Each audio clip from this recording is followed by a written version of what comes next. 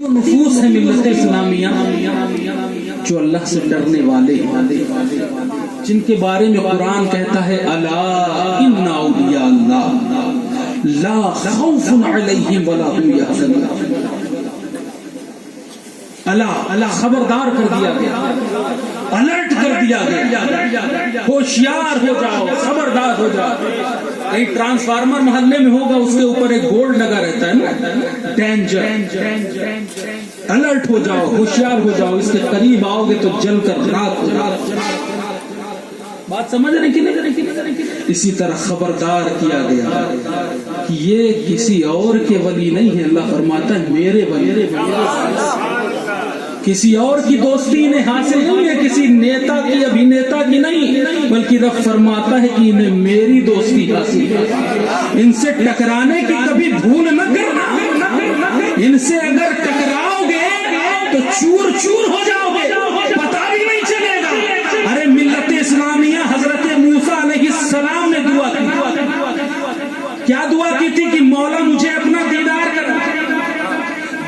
کرا دے، تجھے دیکھنا چاہتا ہوں۔ جواب کیا ملتا تھا؟ لن ترانی، اے موسیٰ تم مجھے دیکھ نہیں سکتے ہو، تم میرا دیدار نہیں کر سکتے ہو۔ بڑی منتیں کی، بڑی آرزویں پیش کی، بڑی دعائیں کی۔ اللہ تبارک تعالیٰ نے ارشاد فرمایا ٹھیک ہے موسیٰ، اگر یہی خواہش ہے تو چلے آنا کوہ طور پر، دو زانو ہو کر بیٹھ جا، میں کوہ طور پر اپنے نور کی ایک جھلک ڈالوں گا، کوہ طور پر اپنے نور کی ایک جھلک ڈالوں گا۔ اگر طور نے برداشت کر لیا تو موسیٰ تیار ہو، تمہیں بھی میرا دیدار ہو۔ جناب موسیٰ جاتے ہیں، دو زانو ہو کر بیٹھ جاتے ہیں، انتظار میں ملت اسلامیہ اللہ کے نور کی ایک جھلک کوہ طور پر آتی ہے۔ رزلٹ آپ کو معلوم ہے، طور ریزہ ریزہ ہو گیا، چور چور ہو گیا۔ ملت اسلامیہ حضرت موسیٰ علیہ السلام بھی تاب نہ لا سکے، بے ہوش ہو جاتے ہیں، 3 روز تک بے ہوش رہتے ہیں جناب موسیٰ علیہ السلام۔ 3 روز کے بعد جب ہوش میں آتے ہیں تو رب کائنات ارشاد فرماتا ہے موسیٰ میں کہتا تھا نا تم برداشت نہیں کر سکتے۔ اب غور سے سنیں آپ ملت اسلامیہ، اس امت کی شان، سبحان اللہ سبحان اللہ۔ اللہ تبارک و تعالی فرماتا ہے اے موسیٰ، کوہ طور پر میں نے جو نور کی جھلک ڈالی جسے تم برداشت نہ کر سکے، اے موسیٰ میرے محبوب کی شان سنو، میرے محبوب کی ذات تو بڑی ذات ہے، میرے محبوب کی امت کے جو اولیاء ہوں گے جن کے نام سے یہ جلسے ہم منسوب کر رہے ہیں، میرے محبوب کی امت کے جو اولیاء ہوں گے ان کا حال یہ ہوگا کہ اس طرح نور کی جو جھلک کوہ طور پر ڈالا ہے، ان اولیاء پر میں روزانہ ہزار مرتبہ ایسے نور کی شعاعیں ڈالوں گا، لیکن موسیٰ ان کے سینے چور نہیں ہوں گے بلکہ نور نگا نور ہوں گے، نور نگا نور۔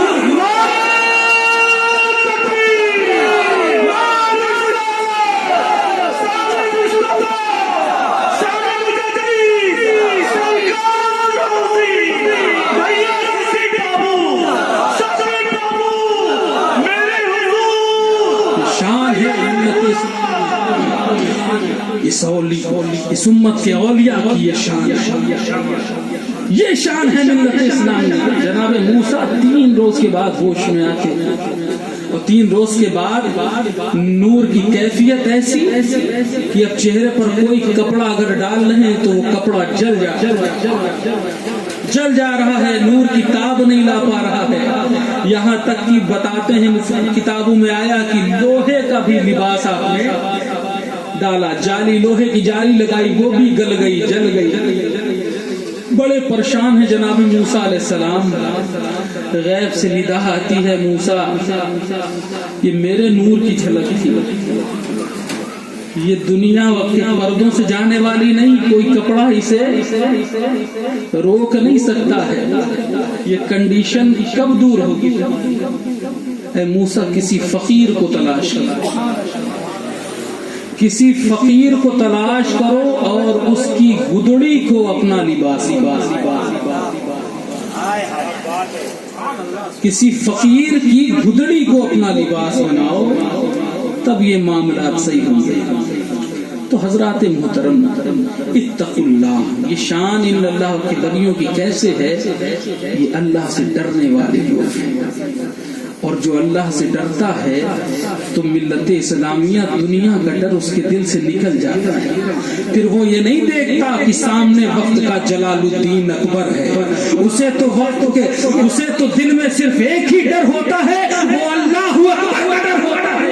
ملت اسلامیہ جو رب عظیم ہے، جو خالق کائنات ہے، اس کا ڈر دل میں رہتا ہے، دنیا کا خوف دل سے نکل جاتا ہے. ملت اسلامیہ آج ذرا سا ایک معمولی لیڈر ہوتا ہے، اس کے سامنے کھڑے ہونے کی ہمت نہیں کرتے ہیں آپ، اگر وہ کوئی فرمان جاری کر دیتا ہے.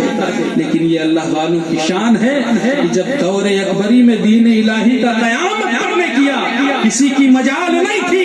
اس وقت کے بھی بڑے بڑے قداور علماء سو جنہیں کہا جاتا ہے، اکبر کے ہاتھوں پر اپنے دین کا سودا کر چکے ہیں، چاہے وہ ابو الفضل ہو، چاہے فیضی ہو. ملت اسلامیہ یہ وقت کے بڑے مشاہیر علماء تھے جن کی قوت حافظہ کا یہ معاملہ تھا، یہ عالم تھا. یہ اکبر کے دربار میں ایک شاعر آیا، اکبر کی شان میں ایک لمبا چوڑا قصیدہ پیش کرتا ہے، اکبر کی تعریف میں بڑا خوش ہو جاتا ہے. اکبر اشرفیوں سے بھری ایک تھیلی اچھالتا ہے اس شاعر کی طرف، اس تھیلی کو ابو الفضل بیچی میں پکڑ دیتا ہے. کہتا بادشاہ، اکبر غصہ ہو جاتا، ناراض ہو جاتا، یہ کون سی بےہودہ حرکت کر رہے، دربار کے خلاف کام کیا. کہتا ہے کہ بادشاہ اس انعام کا حقدار یہ شاعر نہیں بلکہ یہ تو میں ہوں، اس انعام پر میرا حق ہے. بادشاہ پوچھتا ہے کیوں تمہارا حق ہے؟ کہتا ہے یہ شاعر شاعر نہیں، یہ چور ہے، اس نے میرے کلام کو اس نے میرے کلام کو چرا لیا ہے، اپنا مقطع جڑ کے پڑھ دیا. ہوتا ہے کہ نہیں ہوتا؟ ہاں میرے مقطع جوڑ دیا، اپنے مقطع. اکبر کے چکر میں پڑ جاتا ہے، وہ معاملہ کیا ہے؟ شاعر کہتا ہے کلام تو میرا ہے، ابو الفضل کہتا ہے کلام میرا ہے. پھر اکبر بیچ فیصلہ کرتا ہے، کہتا ٹھیک ہے ابو الفضل اگر تمہارا کلام ہے تو پورا کلام جو اس شاعر نے سنایا ہے ذرا تم یہ سنا دو. اب ملت اسلامیہ جتنی دیر میں نے آپ سے گفتگو کی، میں آپ سے سوال کروں ذرا لفظ بلفظ کوئی شخص کھڑا ہو کر وہ گفتگو سنا دے جو یہاں تک نعرہ تکبیر، نعرہ رسالت، کھڑے ہو کر اس کا ایسی بزم نور میں حاضر ہیں. تو حضرات محترم ایک مرتبہ بآواز بلند درود پاک پڑھنے اللہ رب محمد صلی اللہ علیہ وسلم نحن عباد محمد صلی اللہ علیہ وسلم صلاۃ و سلام علیک سیدی یا رسول اللہ صلی اللہ تعالی علیہ وسلم. تو حضرات محترم میں جو آپ سے گفتگو کر رہا تھا، ابو الفضل ایسا نہیں تھا کہ اس نے اکبر کا سپورٹ کیا، کوئی جاہل انسان نہیں تھا، علم والا تھا، شعور والا تھا. لیکن ایمان کا سودا ملت اسلامیہ کیسے ہوتا ہے؟ آپ دور اکبری میں دربار اکبری کا یہ منظر دیکھیں کہ جب اس شاعر نے کلام کو اپنے پیش کیا تو ابو الفضل نے تھیلی پکڑ کر کہا کہ یہ کلام میرا ہے. اکبر نے کیا فیصلہ کیا؟ تمہارا ہے تو یہ کلام تم سناؤ. اب میں یہاں پر بات یہ کر رہا ہوں کہ یہ قوت حافظہ دیکھیں آپ اس کا کہ اس نے ہوں بہو وہی کلام پورے کا پورا اکبر کو سنا دیا، یہاں تک کہ اس درمیان 4-5 شعر اور جڑ دیے جو وہ شاعر بھی نہیں سنا پایا.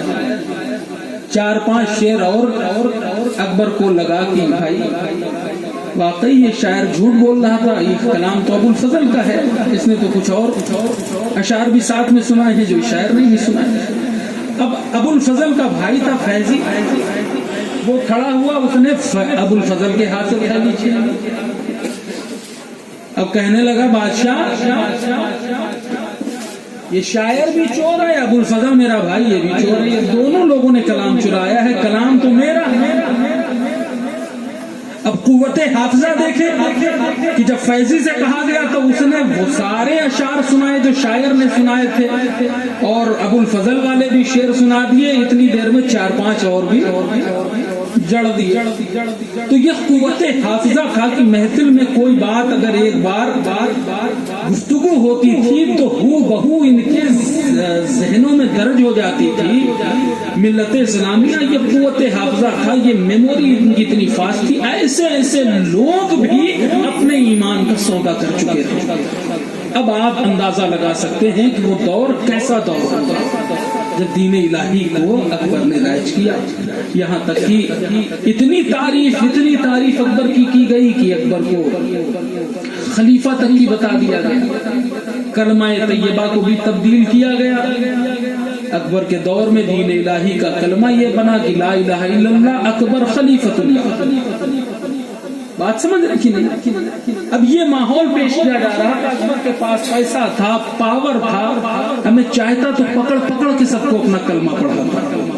سمجھ نہیں کی ایسی حکومت تھی اکبر کے لیے، لیکن اللہ تبارک و تعالیٰ نے جب سلیکٹ کیا، چن لیا کہ اپنے ایک محبوب ولی کو اس درمیان بھیجا، اور جن کی نشاندہی سرکار نے فرمائی تھی کہ 11ویں صدی کے آخر میں جو مجدد ہوگا وہ 2 جابر بادشاہوں کے درمیان پیدا ہوگا، جس کا نام اسمی اس کا نام میرے نام پر ہوگا، اور وہ ذات میری امت کے لیے صلہ ہوگی۔ یعنی سرکار فرماتے میری امت کا ایک بڑا طبقہ اس کی شفاعت سے جنت میں داخل ہوگا۔ وہ ذات حضور مجدد الفسانی علیہ رحمۃ اللہ، جن کے بارے میں سرکار غوث اعظم نے فرمایا ہو کہ میں دیکھ رہا ہوں کہ میرے 500 سال کے بعد ایک نور عظیم مجھے ہندوستان میں دکھائی دے رہا ہے، اور اپنا خرقہ اپنی اولادوں کو عطا فرمایا کہ امانت کے طور پر اسے رکھنا، اور جب ہندوستان میں اس ذات کا ظہور ہو جائے تب وہاں تک یہ میرا خرقہ پہنچا دے۔ تو ملت اسلامیہ دنیا نے دیکھا حضرت کمال کیتلی رحمۃ اللہ علیہ اولاد غوث اعظم ہیں، نسلاً بعد نسلاً جب وہ خرقہ آپ تک پہنچا، دل میں خیال آیا کہ یہ امانت تو ہمارے باپ دادا کی ہے، ہم اسے آخر کیوں دیں؟ تو خواب میں حضور غوث الاعظم کی زیارت ہوئی اور فرمایا ہے کمال کیتلی امانت میں خیانت نہ کرنا۔ یہ خرقہ اب امام ربانی دنیا میں تشریف لا چکے ہیں، ان کا ظہور ہو چکا ہے، اس امانت کو لے جا کر انہیں سونپ دیا۔ تو ساتھ حضور مجدد الفسانی علیہ رحمۃ الاسفان کی ہے ملت اسلامیہ، اتنا بڑا احسان ہے۔ ایک مرتبہ درود پاک پڑھنے، اللہ رب محمد صلی اللہ علیہ وسلم نحن عباد محمد صلی اللہ علیہ وسلم صلاۃ و سلام علیک سیدی یا رسول اللہ صلی اللہ تعالی علیہ وسلم، یا ایھا الذین آمنوا اتقوا اللہ وکونوا مع الصادقین، اے ایمان والوں اللہ سے ڈرو، سچوں کے ساتھ ہو جاؤ۔ تو یہی وہ ذات ہیں، یہی وہ نفوس ہیں ملت اسلامیہ، یہ اللہ کے ولی ہیں جن کا ہم اور آپ یہاں پر ذکر کر رہے ہیں۔ اور ملت اسلامیہ کوئی نہ کوئی تو ان کے اندر کمال ہے، جو یہ پنجاب میں آرام فرما ہے اور ذکر ان کا کلکتے کی سرزمین پر ہو رہا ہے، کوئی نہ کوئی تو کوالٹی ہوگی کہ رہتے یہ پنجاب میں ہے، مثلاً پنجاب کو بنایا، ذکر ان کا آج آپ چلے جائیں تو چائنا میں بھی ہو رہا ہے، ازبیکستان میں بھی ہو رہا ہے، ایران میں بھی ہو رہا ہے، توران میں، سارے جہان میں ہو رہا ہے۔ آخر وہ کمال کون سا تھا؟ کمال یہ تھا ملت اسلامیہ کہ حضور کی سنتوں کو اپنا جامع بنا لیا، حضور کی سنتوں کے ایسے عامل ہوئے۔ حضور امام ربانی روایتوں میں آتا ہے کہ جب آپ کا وصال ہو، بعد وصال جب غسال آپ کو غسل دے رہے ہیں، جس میں آپ کے شہزادے بھی شامل ہیں، حضرت کے دونوں ہاتھ ایسے جڑ جاتے ہیں جیسے حالت نماز میں، غسال ہاتھوں کو جدا کر دیتے ہیں۔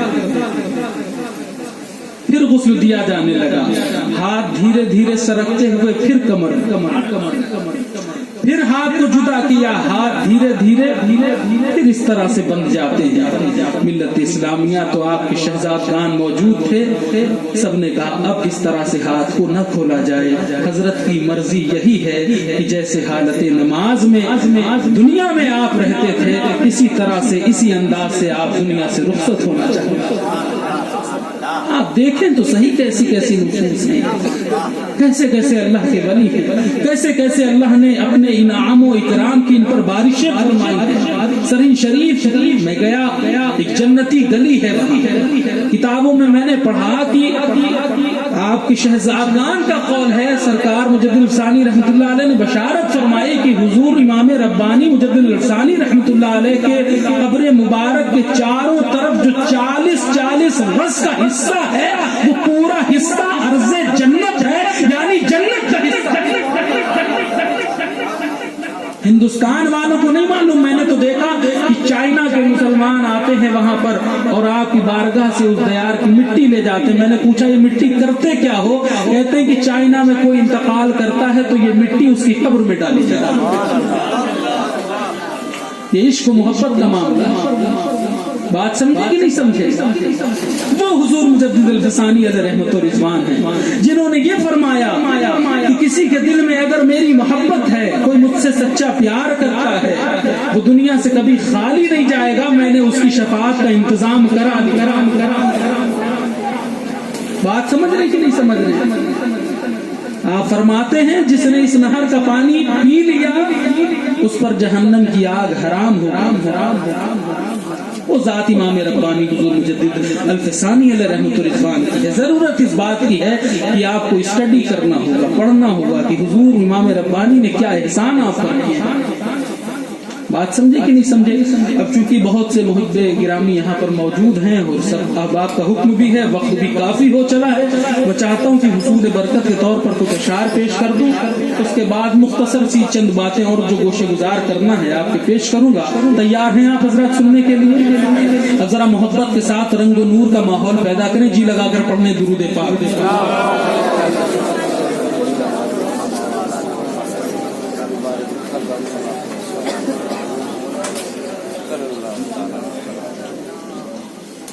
کلام کا حکم اور میں چاہتا ہوں کہ شاعر ہندوستان مفتی صاحب تشریف رکھتے ہیں اور ہم لوگ کوئی بھی نیک کام کرتے ہیں تو اس میں میلاد کرتے ہیں، نبی کا ذکر کرتے ہیں، تو میں چاہتا ہوں کہ اپنے کلام کی شروعات بھی میں میلاد کا شعر آپ کے درمیان کروں، اس کے بعد کے شعر آپ تک کوشش گزار کرنے کی کوشش کروں گا۔ ذرا محبت کے ساتھ کہہ دیجیے سبحان اللہ۔ میلاد کی رتیاں دھوم یہ تھی، اقرار دلارا آوت ہے۔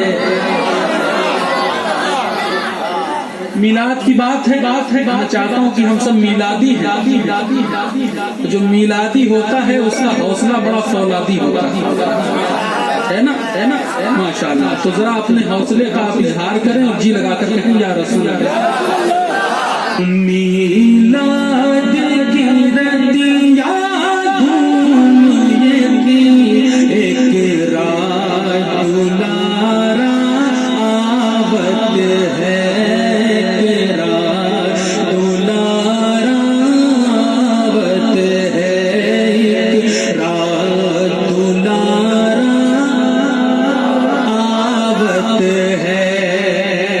میلاد کی رتیاں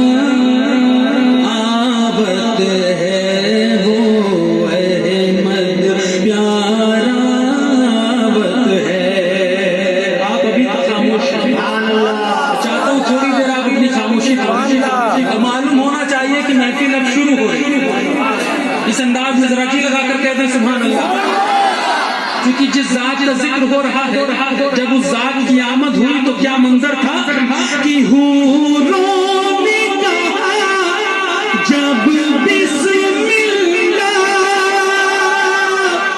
تو غلمان نے پکارا الا اللہ، غلمان نے پکارا الا اللہ، خود رب نے کہا ماشاء اللہ، خود رب نے کہا ماشاء اللہ، خود رب نے کہا ماشاء اللہ، خود رب نے کہا اللہ، خود رب نے کہا ماشاء اللہ، محبوب ہمارا آبت ہے، محبوب ہمارا ہے، محبوب ہمارا حوروں نے کہا جب بسم اللہ، غلمان نے پکارا الا اللہ، غلمان نے پکارا الا اللہ، خود رب نے کہا ماشاء اللہ، خود رب نے کہا ماشاء اللہ، محبوب ہمارا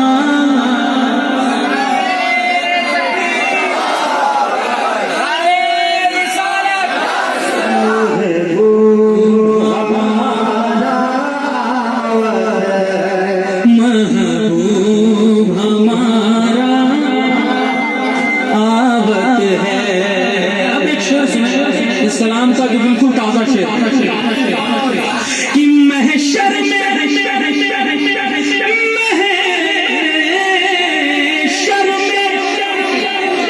محشر میں مزہ آ جائے گا جس وقت نبی فرمائے، محشر میں مزہ آ جائے گا،